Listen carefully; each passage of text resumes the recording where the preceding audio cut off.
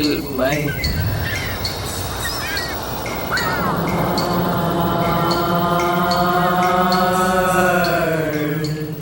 Welcome to Speak Sex. I am your host, Eurydice. Speak Sex is a liberation conversation about gender in patriarchy, intersectional, practical, socio-sexual justice, and we believe that the choice is always between love and fear. So with that in mind, we have our guest, Michelle, today. She's an undergraduate in a Southern university that shall remain unnamed.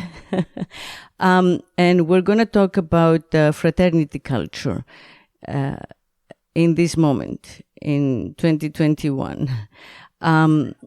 Fraternities and sororities have kind of, I feel, been ignored in the overall mainstream conversation about academia as a source of liberalism and woke culture, which when you look at the socialization of the students in many of these schools, it's not.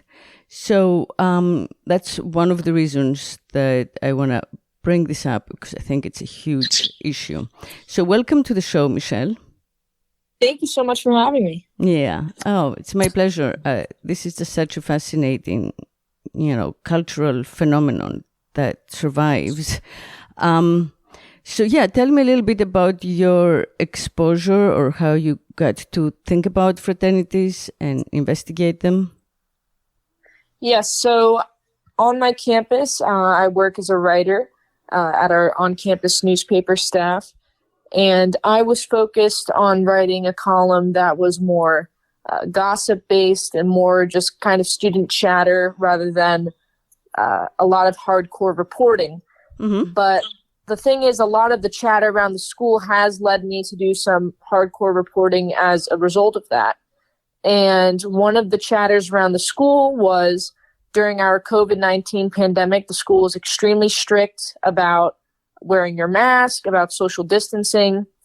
And it would be so severe as to, if there was a photo of you out with friends and it was reported to the school, if you were just out to dinner, you would have to go on trial and you were up for suspension or for some kind of disciplinary action, depending on how severe the COVID guidelines were and how you broke them. Mm-hmm. So there was chatter around the school that the fraternities, which have houses on campus, were throwing all these parties. And it wasn't a very secretive conversation. I mean, people were talking about it in passing at the library, in class. And I actually reached out to a few of the girls who I knew because I saw them posting these parties on their Snapchat or on their Instagram. And I asked them if they would feel comfortable if I interviewed them anonymously about their experiences at these parties. So there was kind of like not only double standard, but an unspoken, tacit understanding that this is a subculture that thrives outside mainstream culture, that no one is supervising, right? No.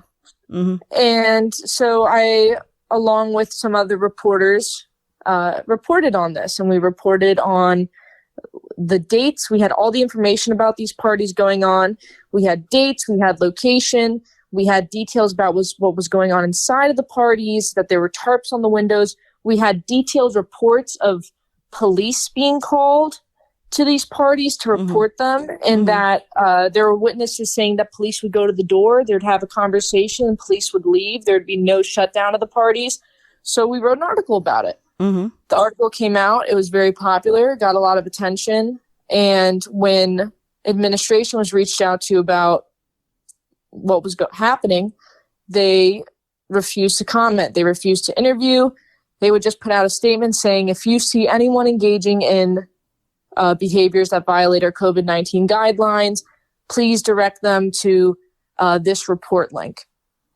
And people were reporting, but nothing was happening. Mm-hmm.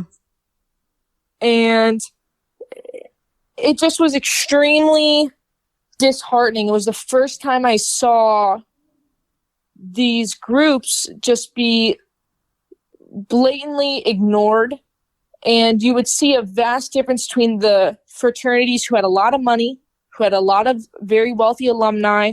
They had the biggest houses on campus versus, you have these little, the smaller fraternities or the mid-tier fraternities who don't have these big, nice houses. They don't have a lot of alumni because eventually people were pushing and pushing and pushing, saying, hey, you have to do something about the fraternities. We have so many kids on campus who are infected with COVID-19. We're scared that the school is going to be shut down. And eventually they said, okay, they had enough information because there was video evidence, there was photo evidence, there was just so much chatter on school, especially after these articles came out and nothing was happening.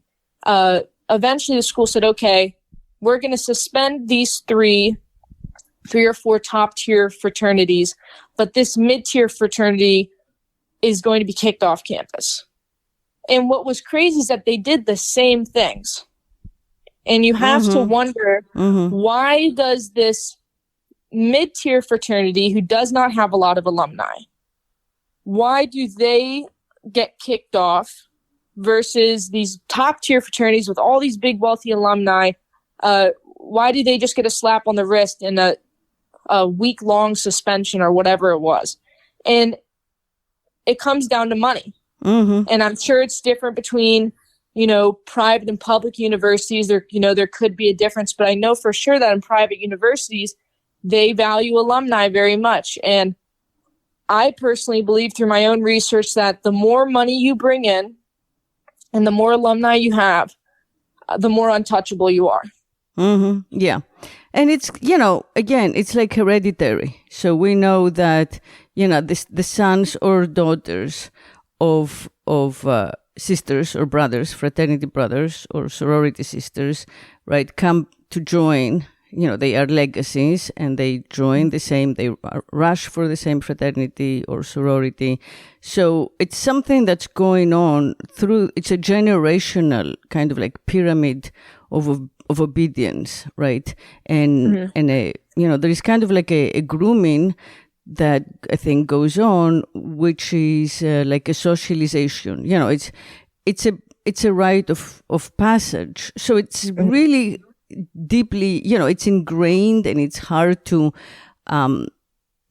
even define and much harder to stop because like parents send their kids to a school where they pay a lot of money and then donate even more money for this to be part of their experience, And it's interesting how, like, with the passage of time, I guess, parents put a spin, like a positive or heroic spin on these, like, rituals, that to us from the outside, from what I hear about them, sound completely, like, dehumanizing and, debasing. So, like, if this had happened to me, I would definitely not wish it on my kid, is what I'm saying.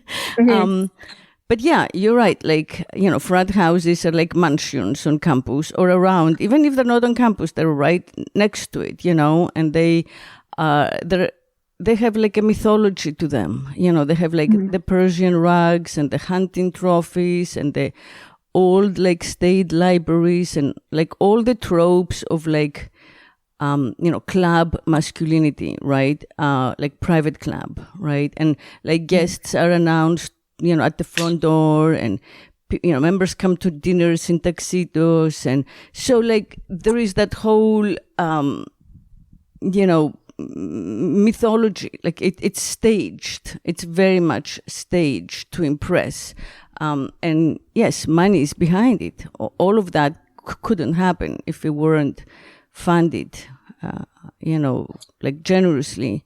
So that's where, one has to eventually go, like, find the money source.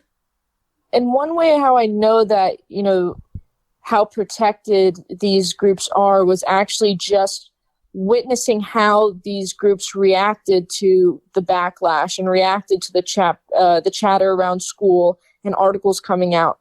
The first, it's funny to me because I think women get a lot of heat about, women being bitchy and mean girls, and they gossip and they get together and they plan out these things.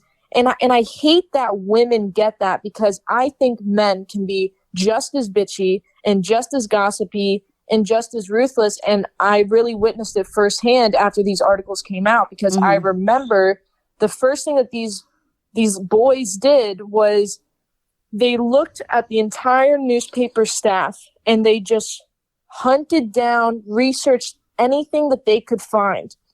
And I remember our editor-in-chief, who was a really good, goody two-shoes kind of girl, she went on a boat with, I believe, just a few of her roommates and friends. It was a small group of people she lived with. And somehow these boys got a hold of a photo of her on this boat, and they reported her. And she had to go through all of these unnecessary trials. This is a girl who never had anything on her record at all. And all of a sudden, she's up for suspension because she violated the COVID guideline of being in a group of 5 or more without a mask, let alone, these are her roommates and people she lives with. And then another thing I saw was, which was quite shocking for me, is I would receive calls from our school's suicide hotline saying that someone reported that I was trying to kill myself. And just these little things, it wasn't aggressive in your face. It was more just this taunting. It's mind games. It's like it messes with your mental health, is what it is. Messages on social media, creating fake accounts. It was scary. Like, I'm not gonna lie. I mean, I'm a human being. It made me worried, and I think they thought that I would, shut up, or that I'd stop writing, or people would stop talking about it. But it did the exact opposite for me, because, I try to live by what I stand for, and I try not to back down to anyone.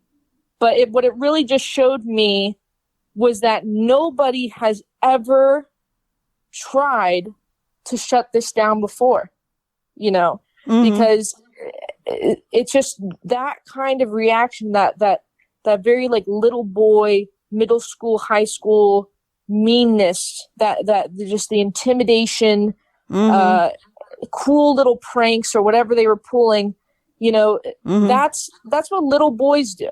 It's what little kids do. That's not how, a real adult would react to backlash. Yeah. Yeah.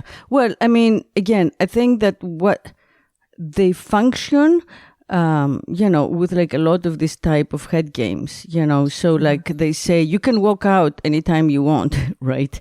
But it's a hostage situation, where you in a cult, it's like a misogynist cult, and they value loyalty above anything. So when you've gone through like the difficulty of hazing and the debasement, right, of your self-respect for the acceptance by the group, then you're already controlled and brainwashed. You're constantly gaslighted, alienated because you kept within the fraternity only. You're brick-walled. So what happens is that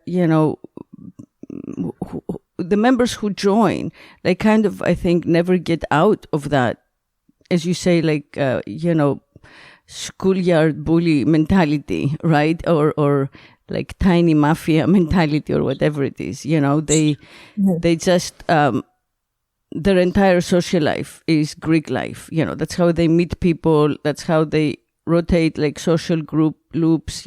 That's how they understand themselves in the world. That's how they identify. And I think that they stay that way often, even after they graduate, right? So it's like a way where sweet boys are being turned into like toxic boys. They go into school as freshmen, and then they are forced to become abusive, in order to like be accepted, socially accepted. I mean, and they sell that, they're told this is like brotherhood, but to me, it's very ironic, because it's like, they're robbing their fellow like male friends, from their own basic human rights, right? From their dignity. and they force each other to like be followers, to kind of like see adulthood as like a brutal competition or something. But then they tell each other, be a man, like they compare, they call this being your own man or being a free man, like secrecy is be a man, like don't tell your parents, be a man, grow up. This, it's like a mob mentality, or like, again, like what I said, like La Familia, the tribal group thing. Yeah. And I feel that a lot of these guys, give up their morals, and then they enter, the work part of their lives. They go into their careers. They become finance guys. They enter corporate life. And the same kind of like motto persists, where they must prove their loyalty, every day by getting debased. It's like, they're groomed to allow like corporate hierarchy to do the same thing to them, to devalue, like to force them to devalue like their love partners, to choose money or power, insider power over like, whatever it is, women, respect, ethics, like all the stuff that we think makes someone like a decent human, Absolutely. And I think you bring up a really good point, because I think anytime people criticize fraternities, especially if you're a woman criticizing fraternity culture, you're immediately, the angry blue-haired feminist who hates men and thinks they should all die.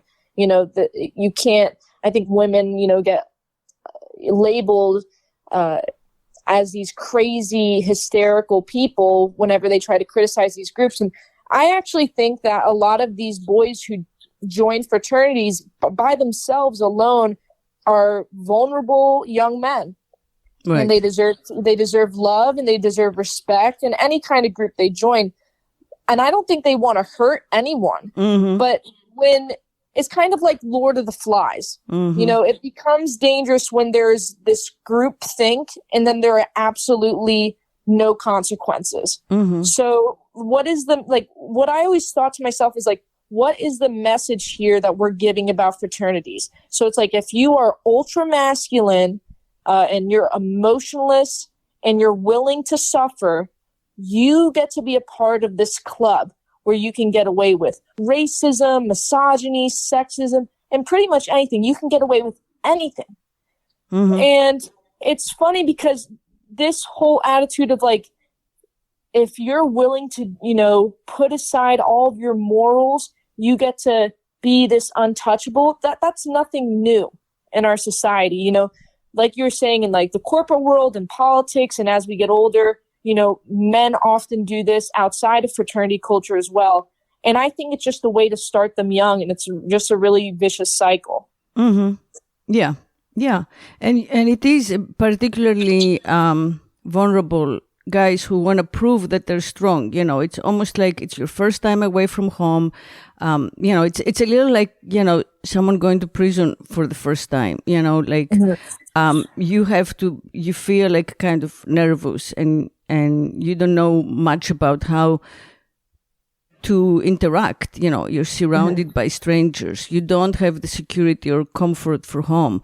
So you're extremely vulnerable, and that's when they prey on you with like, will be the new home, the new family, the new security, it's actually similar to like the army model, where people also are going right after home, like from high school, right? They get recruited. So like the army, it's like this enforcement of like extreme hierarchy, where you release choice and individuality, it's probably like, like the way that all the, like the Freemasons or the KKK or like the Proud Boys now, or all these type of groups, are all organized in a similar way, where you have to sacrifice or renounce, let's say your yourself, your soul, your individual choice, right, in exchange for belonging. And it's like, you know, a Faustian bargain. But when you're 18 and you're just out of home, and your friends are like your first two friends, you know, or like your roommate who's your first friend is also doing it and is like kind of like competing with you. And this is your first exposure to like, post high school culture. And you see that like everybody around will respect you if you get accepted, right, into a fraternity. And then, everybody talks like really highly of Greek life. Like you don't have time to think, and then you want the camaraderie, you want like the team fidelity, like the fraternal bonds, and and then there is like the whole like man speak, right? So like you want to learn those terms because you want to have respect and you want to fit in. So I think like it's behavior modification, in my opinion, at a very very vulnerable young age, for young people, like, and for young men in particular, it prepares them to cross over from like being a son or, to being a patriarch in patriarchy, Absolutely. And I almost feel uncomfortable referring to 18-year-olds as young men, because although they're legally adults, I think being 18 right. in the 2020s is so different than being right. 18 in the 1980s or the 1950s or the 1920s. The being 18, the role of what is expected of a young man or a young woman at 18 is so different. And I truly think that the age from 18 to 22 in my generation is you are still a child. Most people who are in that age range are still being either living with their family or they're being supported by their family. It's just not the same. Yeah, you're right. No, you're absolutely right. I see that, and that's partly because, we have a better standard of living, right?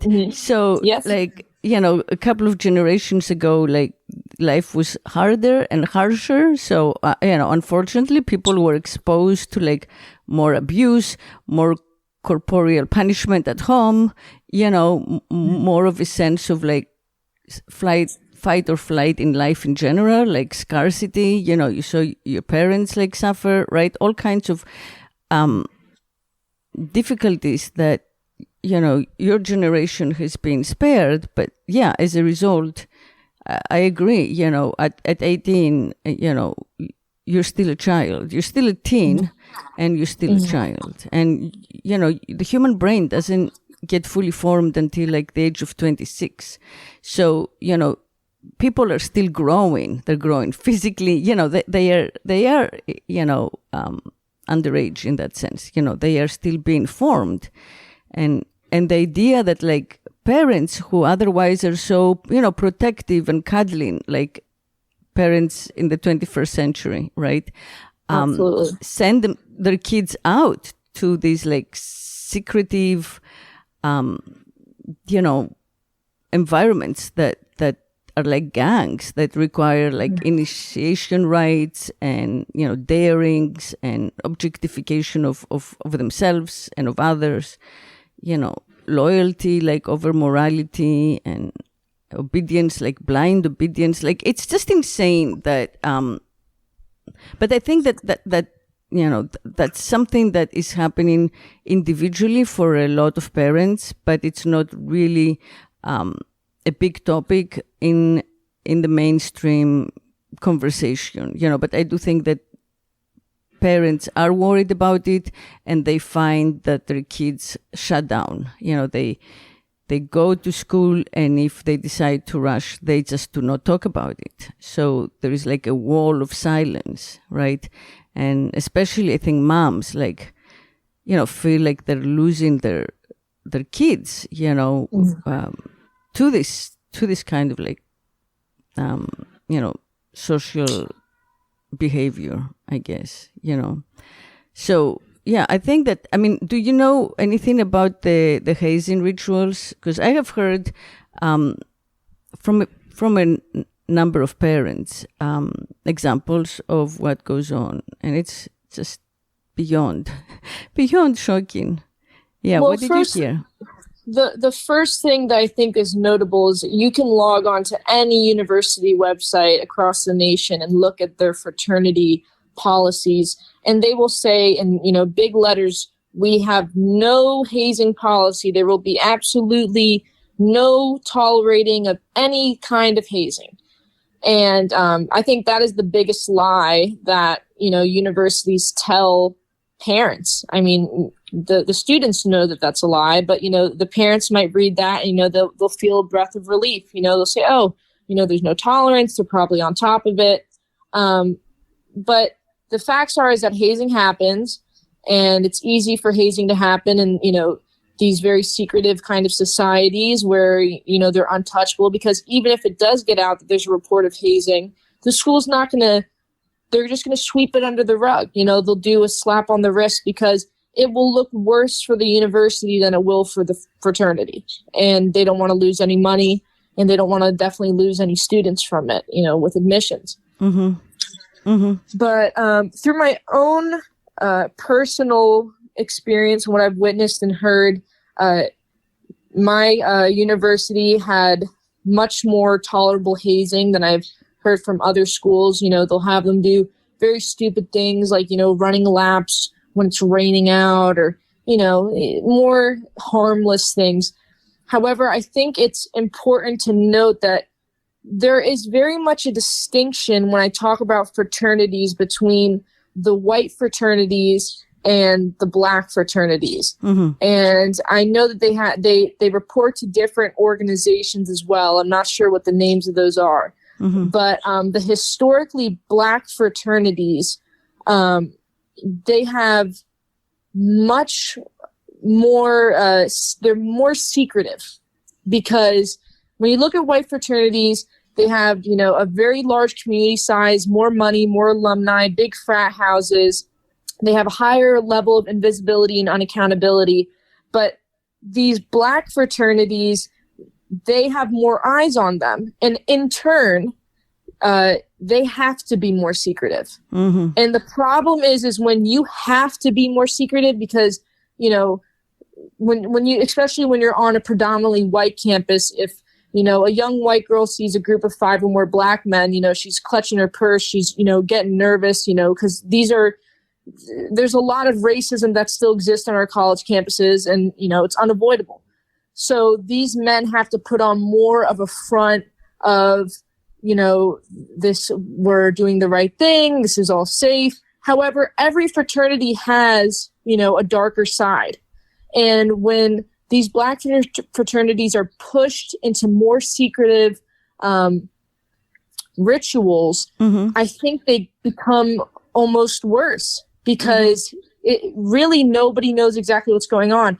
And the only reason I say that is because I remember being on our campus gym and seeing a young black man wearing, Greek lettering tank top, and he had a Greek symbol branded on his chest. And, that's something you never see, you hear about it, but I would never expect to see, such a young man with like this huge scar. Mm-hmm. It was all puffy, and, it looked gnarly, it looked horrible, and what's funny is that all of, nobody really talks about the black fraternities on campus, and it's because they are so secretive. They really fly under the radar, and I don't necessarily know if that's a good thing or a bad thing, because if there is something that's going on that's wrong, we're not going to know about it, and there's Mm-hmm. also way less likely that one of those young men are going to say, hey, I need some help, Mm-hmm. Yeah. Well, I mean, fraternities to me are like rich people gangs. It's the same.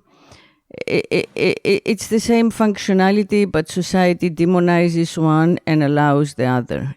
But there is no significant difference between fraternities and street gangs.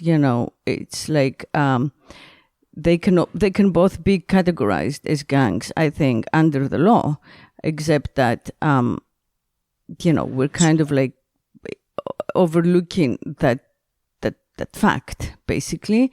And I think that's that's kind of like a connection also where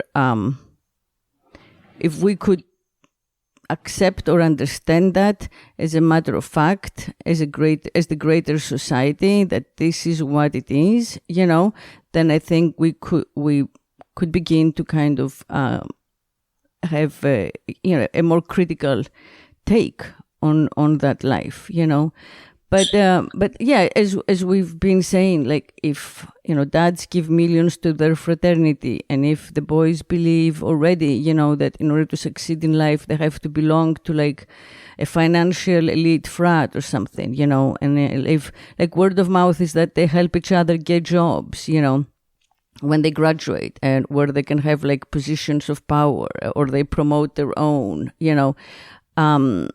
so like that's very typical of the Greek societies, and I think that like guilds, medieval guilds, which were closed, no one else could enter, right? So even we're like, oh, women can do every job, or what? Well, there are a lot of like unseen exceptions to that, where the culture closes ranks, right? And it starts in college. That's where like the patriarchy is inculcating, and propagating this kind of like segregational loyalty, to the male tribe above, let's say, loyalty to girlfriends or families or whatever. And you boys like become men by being hazed, which is like ancient, like adulthood rituals of like scarification, which you just mentioned, so it's not, it's represented as like, Southern gentleman life, and normalized, but in fact, it adheres to like really antiquated gender relations, and expressions, it has its own language. So it's almost like an alien nation, right? It's an alien like subculture that swoops in and like transforms the boys. And then, when the boys go through it, they will turn and abuse the freshmen, the next year. And then when they're finally seniors, like they'll be treated like kings, but they still have to put loyalty before everything, Yeah, but this kind of like cult of seniority is also so creepy, in my opinion. But I think that, the fraternity culture is like blazing its way through all of our elite institutions, our private schools. Something like 50% of young men in America are in fraternities. That's the official statistic. So wow. Imagine, yeah. And I think it's important to talk about what role these fraternity houses play in relation to the women on campus. Because before you reach the age of 21 and you're living on a college campus and you can't go to the bar because maybe, you don't have a fake ID, or, you don't have any bars, around your area, you're going to the frat house, and especially when you're a freshman girl and you're newly 18, the only place that I can get a drink at for sure is the frat house, and I find it really interesting how, girls, they go to the frat house every weekend because that's their safe bet on getting drunk and listening to loud music. And then as soon as they turn 21, they don't want to go to the frat house anymore because they look around and they see it's all young 18-year-old girls. And now they can actually go to a bar and get themselves a drink. And I found it's kind of like that quote from the movie Dazed and Confused, where the guy says, the reason why I love high school girls is because I keep getting older and they stay the same age. Aye. You know, that's what frat parties are. You know, I thought about how, you know, these 21-year-old girls are so uncomfortable partying around underage girls. However, most of these boys in the fraternity houses who actually hold the power, who are, you know, the seniors in college, who are, you know, the president of the fraternity, they're the ones throwing these parties for these 18-year-old girls, you know, and it doesn't bother them as they get older that, you know, everyone that turns up to the frat party is still at that ripe age of, you know, 18, 19. And, you know, it isn't that big of an age difference. I'll give you that. But I think there is something to be said about how girls age out of going to frat parties, but the boys love it. You know? Yeah, because it's rape culture. So basically the fraternities like feed, you know, that mentality of rape, which is, you know, the younger girls are the best choice, right? Or the hottest, or again, which is like the most vulnerable.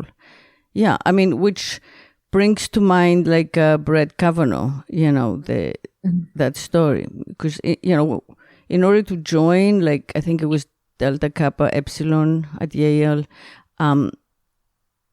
he had to go through like all these ritual humiliations, you know, like hop around campus in a leather football helmet while grabbing his crotch and chanting, I'm a geek, I'm a geek, I'm a fool, like stuff like that, you know.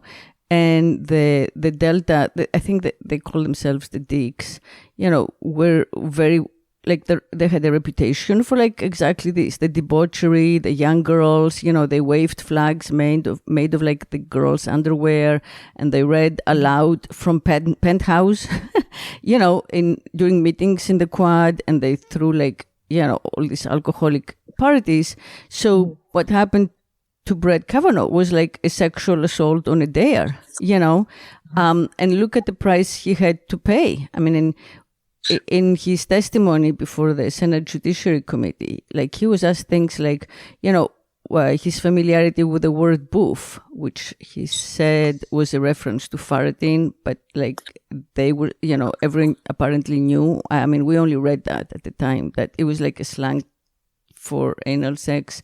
And then another term was like devil's triangle that was made famous during those hearings, which refers to like sex between two men and one girl. And he said in his testimony, it was like a drinking game, like quarters, whatever that is. But the point is that would he have even, you know, raped or coerced the girls who blamed him of doing that, you know, with the use of drugs and alcohol to sedate them into, you know, sexual submission, if he hadn't been in a frat and encouraged by the frat and on a dare, you know, that's like, that's a question. And now he's the father, you know, of children. And also this kind of like stain, you know, will stay in his, let's say, you know, biography and history forever. So like we can see him as a victim in that sense, because he was, you know, as young as, you know, all these other boys who kind of join without understanding, you know, what they're doing. You know, they don't, like, they don't know what hazing involves. You're not told what the hazing is going to be in advance, you know. Like, I think in the beginning, they tell you it lasts a week, and then the deadline gets extended to like 4 weeks or longer, or as long as they want, until like you've proved your loyalty daily, you know. And, you know, they audition their littles and they audition their bigs, you know, and it's kind of like, and I mean, this is the stuff I've heard. I've heard that like boys have to put, you know, a bottle of alcohol on their heads and get on a plank position on bottle caps. So they like bleed on the caps, you know, sometimes blindfolded. They have to cover their heads with like used shirts dipped in like vomit, or, you know, like if they throw up, they have to eat their vomit. I mean, it's like, you know, they do alcohol and coke nonstop, and it's like sleep deprivation, food deprivation, sex deprivation. It's like, I mean, they don't get waterboarded, but it's like the torture of enemies, is a type of,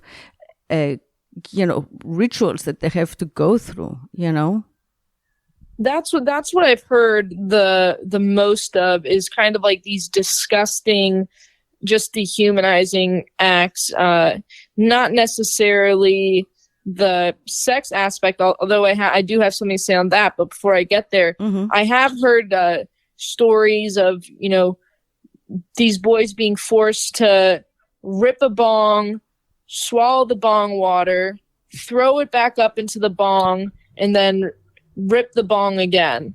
And just, gross. Or the sleep deprivation. Yeah. I've heard eating soft cheeses out of a toilet bowl. Just it's just gross. It makes you go ew. It's just gross things like that.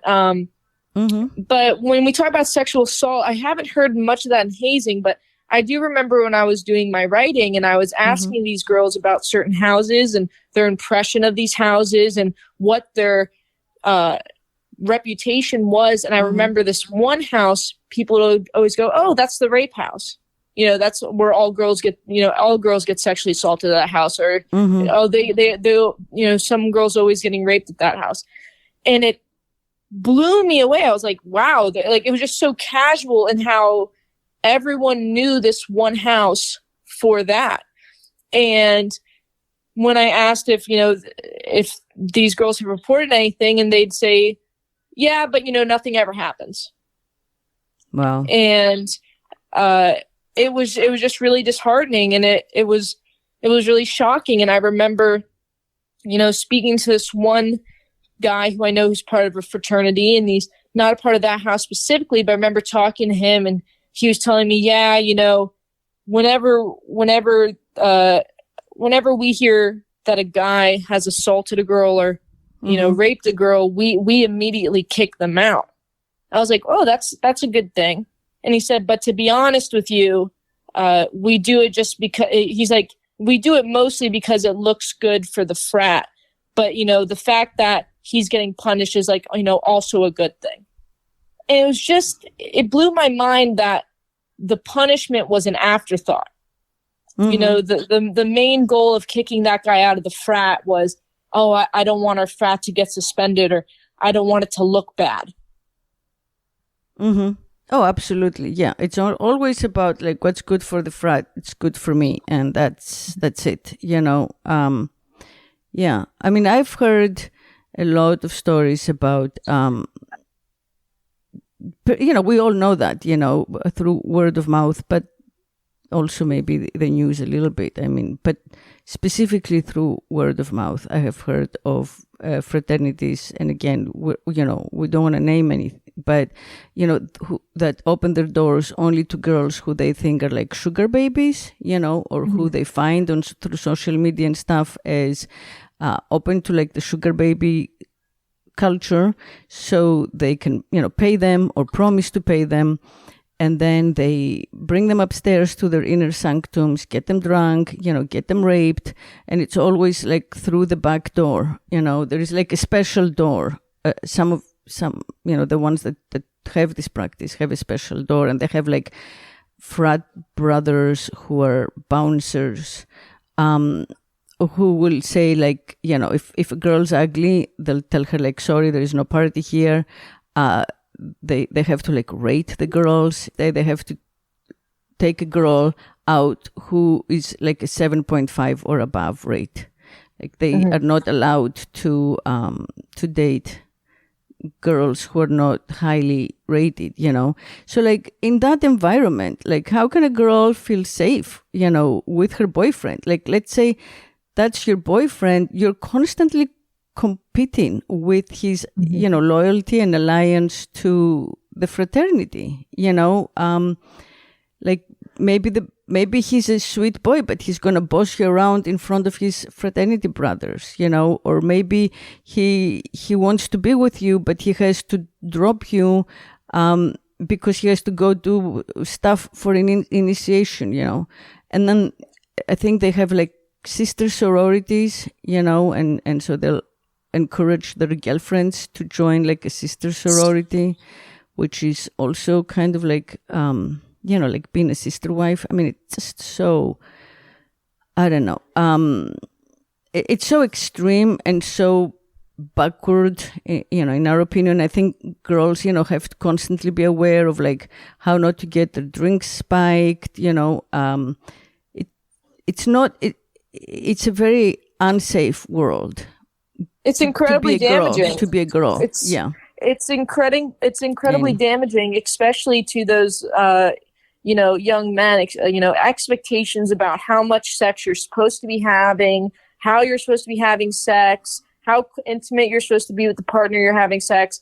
I think it's incredibly, incredibly damaging to young men who, they're 18 years old, they're out of their house, they're not living with mom anymore, they're probably having more sex than they did in high school, if any, much more. Yeah. So, it's many it's more just, drugs and, absolutely. And it's really horrible when I've heard stories of boys being told that they have to go and find, and I know this is very popular amongst, the deep South universities, where the boys are challenged to go find an overweight girl to have sex with.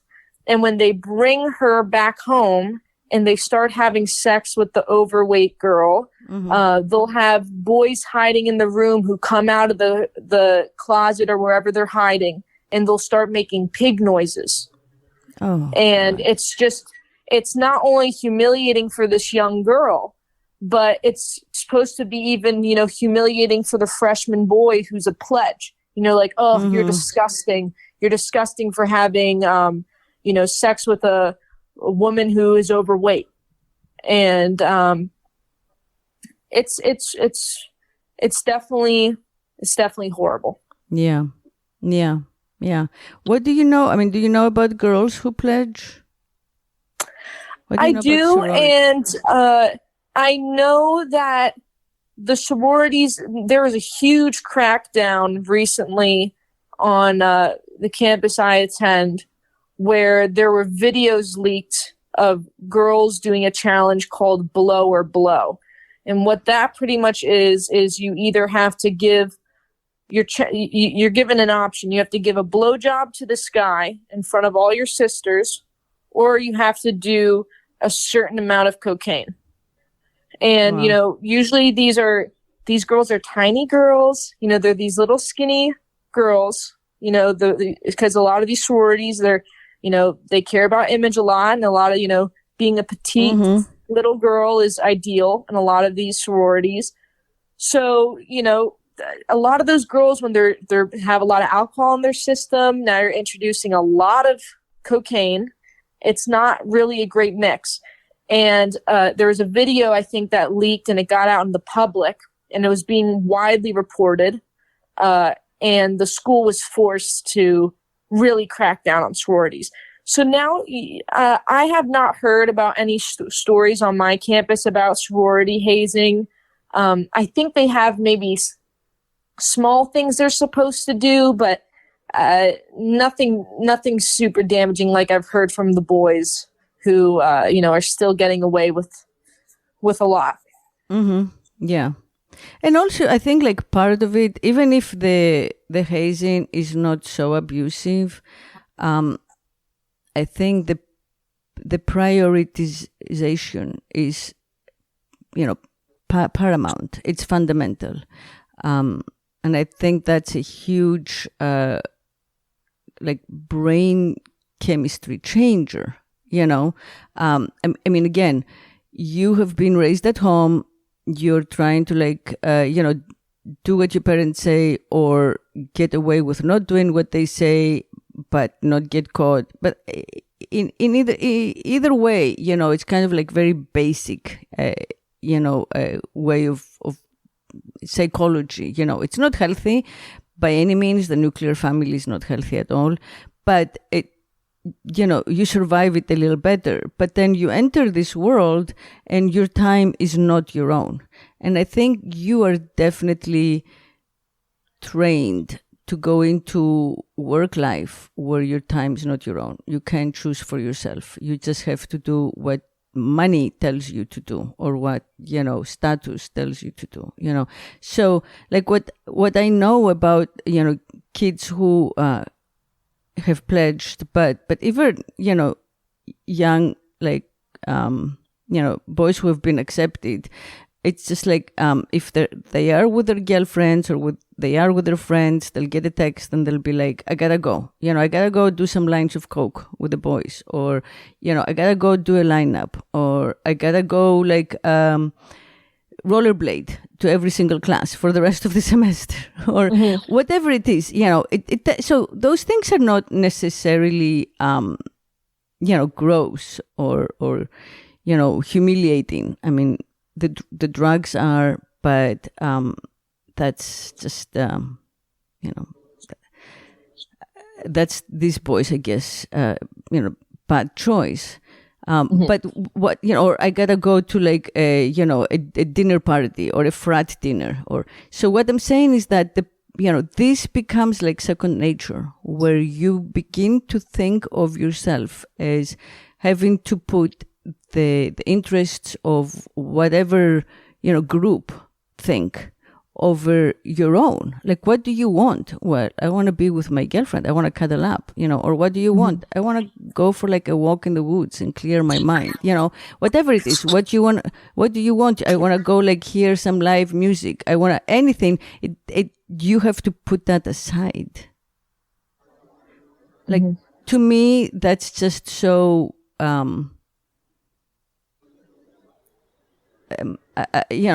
think that's perhaps the most negative effect. They steal your youth. This becomes normalized, and you no longer know what you want for yourself. They steal your youth, and they steal your freedom of choice. Right. And, even, I was thinking, even if they have to do, things that you wouldn't necessarily call abusive and just more embarrassing, and I think about or just nothing the at mental, all, but yeah, exactly. The mental toll of rushing, the mental toll of pledging, and you go to all these different houses, whether they're sorority or fraternity, and you say to yourself, "Man, I really like those guys," and they're one of the best fraternities on campus, and then they drop you, first round, and then you start to think to yourself, "What's wrong with me? Is it the way I look? Am I weird? Am I awkward?"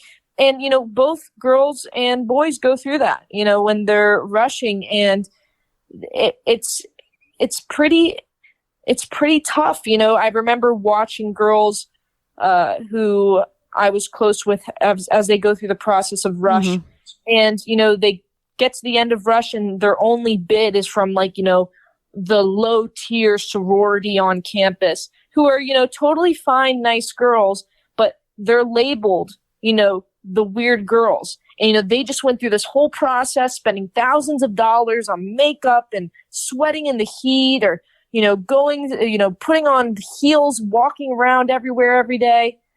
And then they just think to themselves, "Oh, I can never join the sorority. I'm just going to drop because I don't want to be the weird girl." And it's the same thing for men. It's just expressed differently.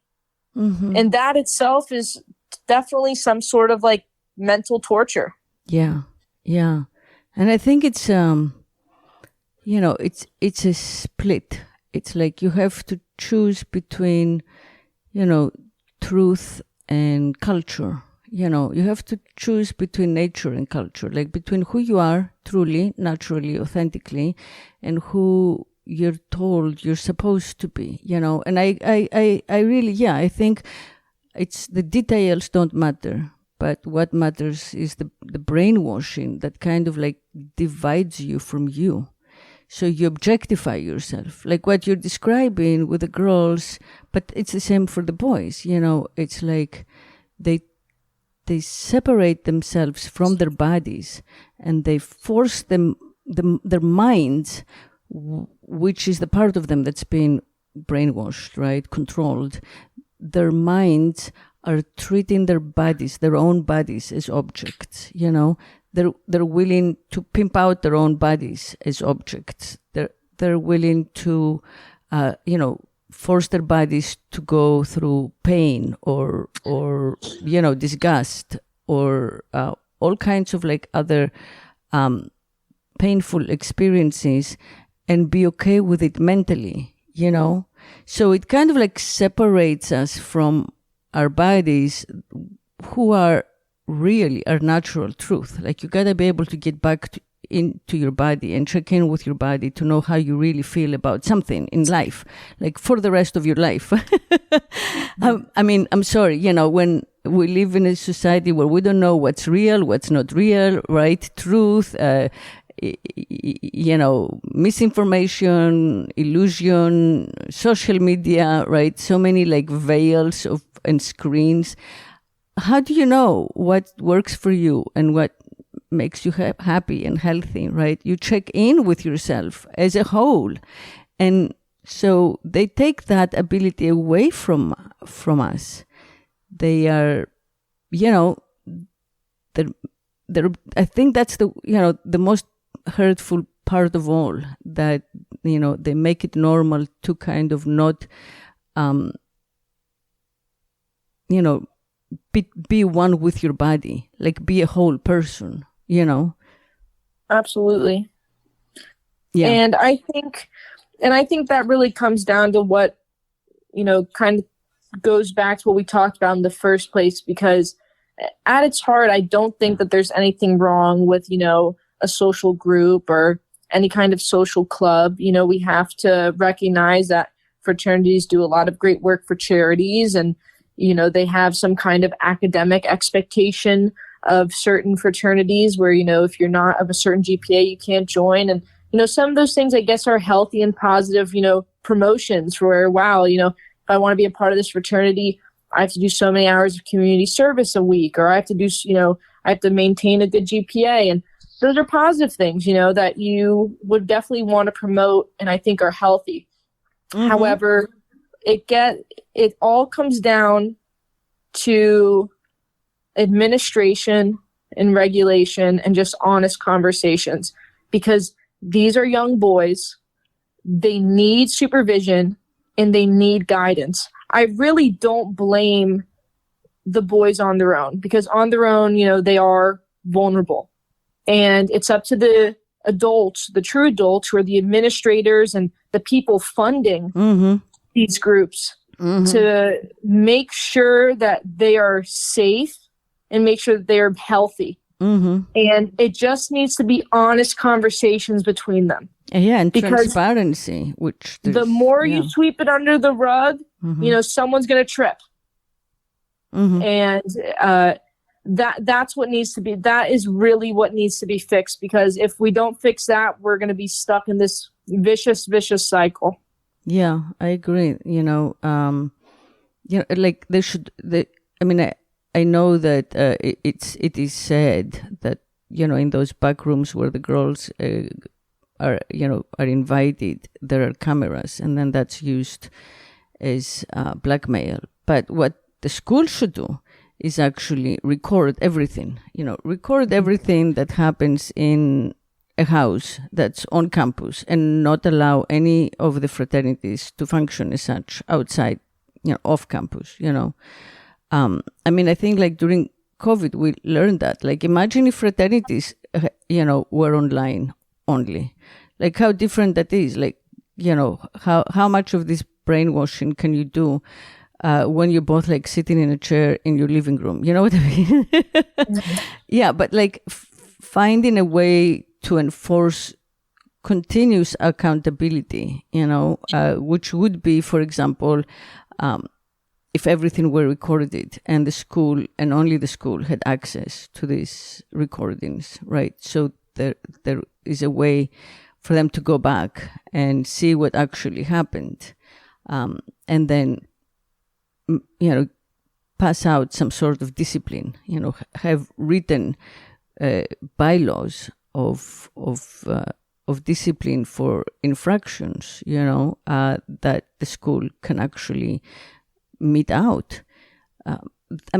Yes, accountability, is important. I think throughout academia, for professors, or also especially tenured professors who've enjoyed the freedom of abuse over their students, for so long. So, and to me, that's like finding a way to do that ethically, and respectfully, is what matters. Like not building new fancy buildings and, not whatever, spending money to advertise and whatever else, universities are doing. But first and foremost, kind of like creating a system, a standard, a systemic standard of accountability and repercussions, then ideally, like, which would be the same in all schools. That would make sense to me. It would be beneficial to all, and I really think back to, the COVID-19 pandemic and the way the fraternities were treated on my campus. Now, if administration, who had evidence and had photos and had reports and police reports and everything, everyone knew, right? If they had just went to the fraternity, said, hey, you guys can't be doing this, this semester we're trying to be very strict. We're going to suspend fraternities for the semester. Hopefully next semester, this will be a different situation and we'll have the pandemic in the rear view.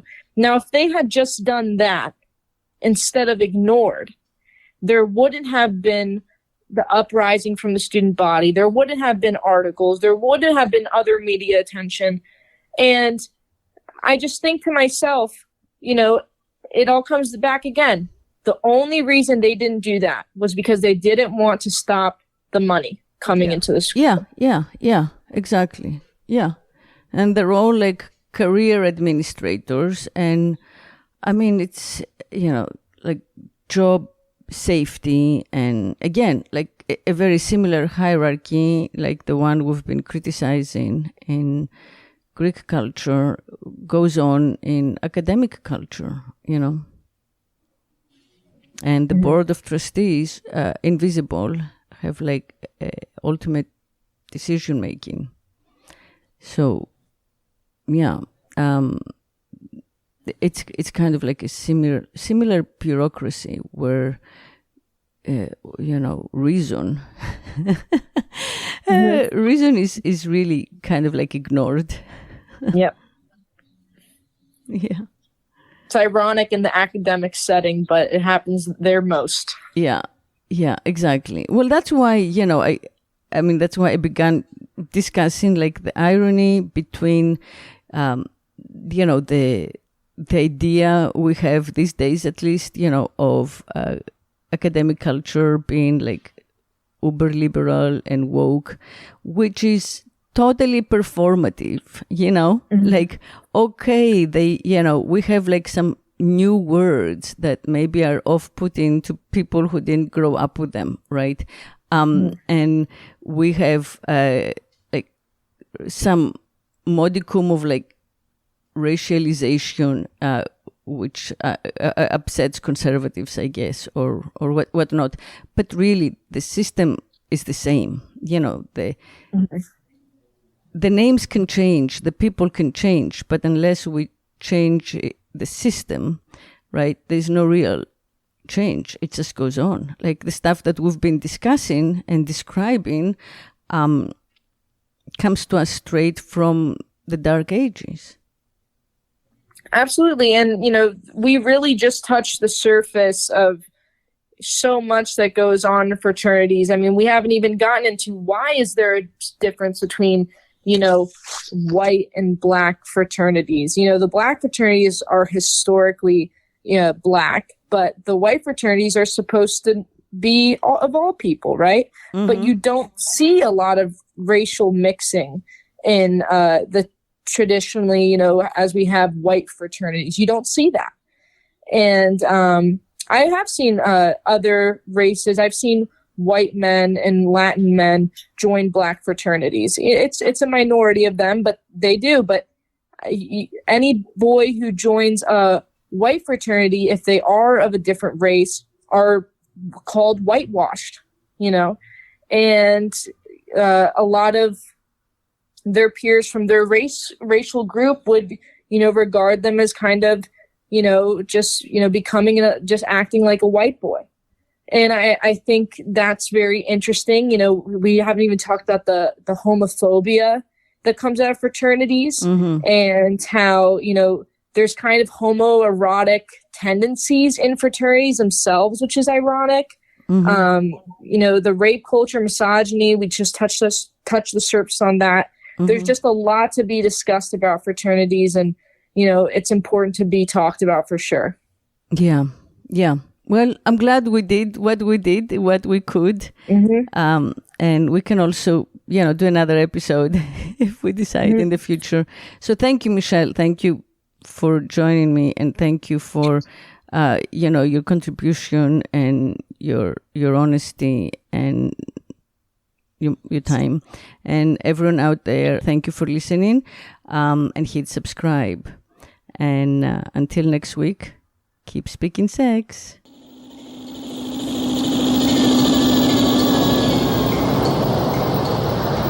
If I could make love incessantly, I would be God.